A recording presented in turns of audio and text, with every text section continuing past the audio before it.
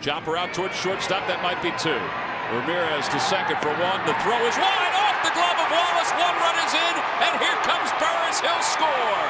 A break for the Phils on what would have been a double play ball. The throw was wide to first, and Wallace couldn't hang on, and the Phillies lead it 3-0. Now Ramirez is pointing towards second base, thinking that there may have been a violation to Rule 6.01.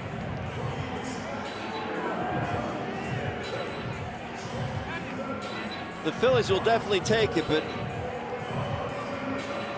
there's been some sloppy play here tonight, Tom. That's the bottom line. You talk about a tailor-made double play.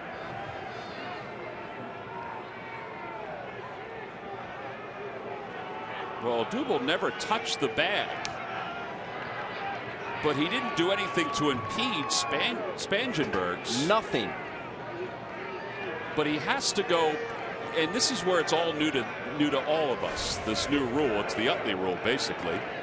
He has to go into the second base bag. Now we've seen a couple of plays this year. That I don't think many people agreed with the call, but it was part of the new slide rule. It's the base runner should begin the slide prior to reaching the base, which he did. Base runner needs to be able to and attempt to reach the base, which you could say he was getting out of the way because he was so far away from the bag. The base runner needs to be able to and attempt to remain on base after completion of the slide, and the base runner cannot change the pathway for the purposes of initiating contact, which he did not do.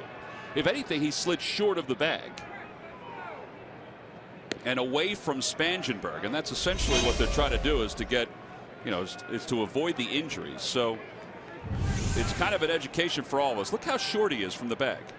I mean, he's not even looking. He's not even close to it. Yeah, I can't imagine that they're going to rule that was an illegal slide. That had nothing to do with the poor throw or the fact that Wallace couldn't hang on.